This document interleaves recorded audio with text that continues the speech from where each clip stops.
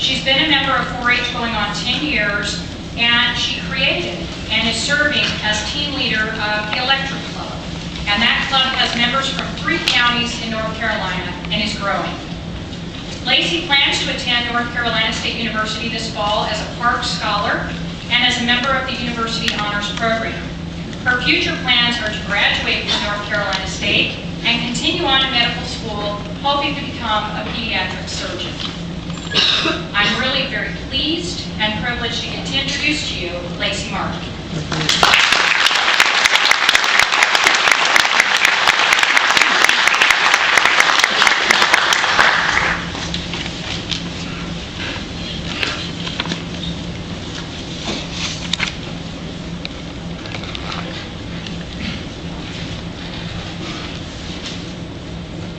Thank you, Dr. Kress, for that wonderful introduction. I am honored and excited about speaking to each of you this afternoon. And speaking of that introduction, all of you already know that I seem to be a very studious individual.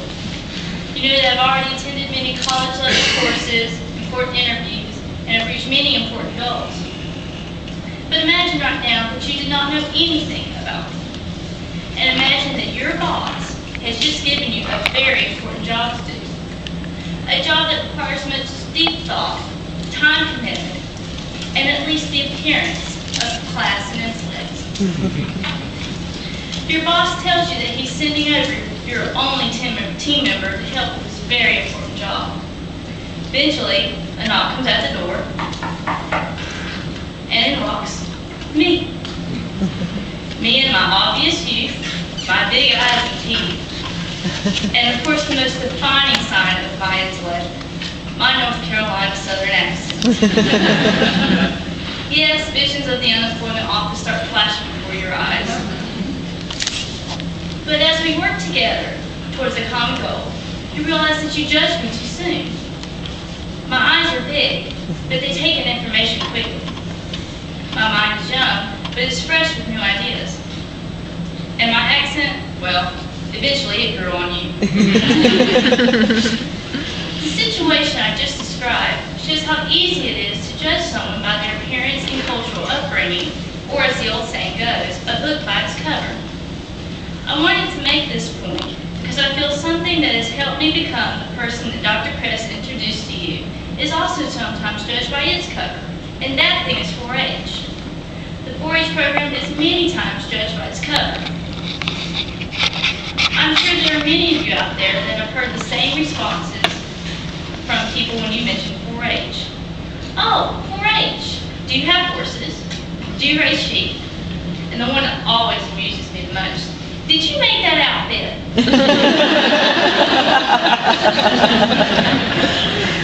Not to take anything away from these wonderful areas of 4-H, but today 4-H has become a program that can meet every need and interest. My interests were not any of those topics, but involved mostly participating in presentation competitions, working on specific projects, especially electricity and community service, and of course club activities. I also took advantage of what 4-H had to offer in areas of leadership and the application, resume, and interview process. These activities gave me practice and eventually confidence to successfully become a team leader for various activities, classes, and events. 2, I became confident enough to take on the responsibility of creating and leading a club unique to my community.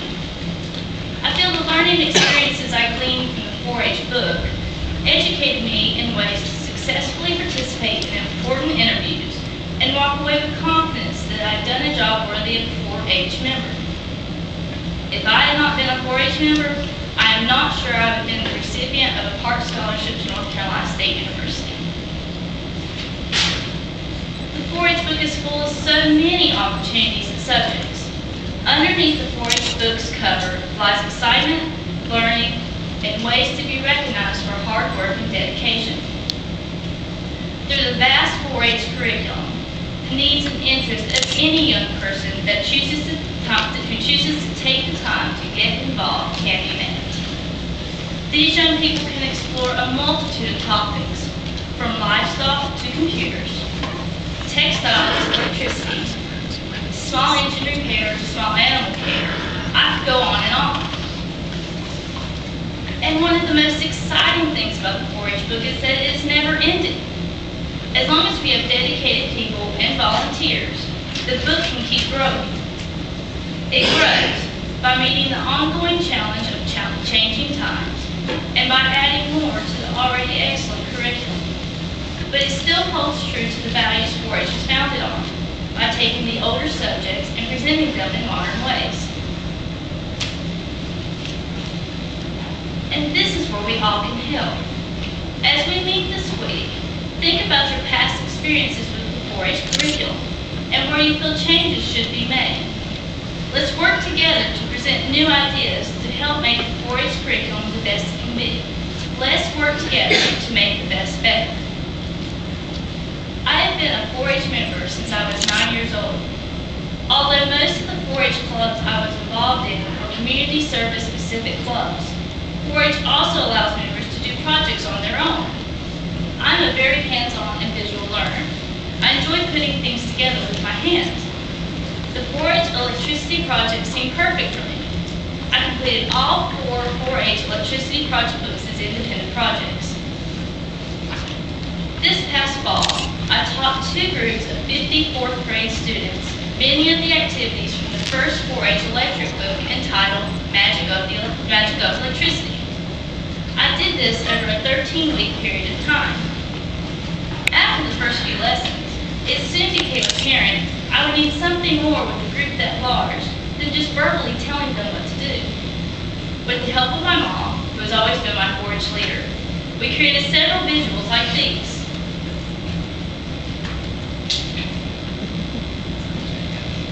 We made them colorful and large enough to be seen by the entire class.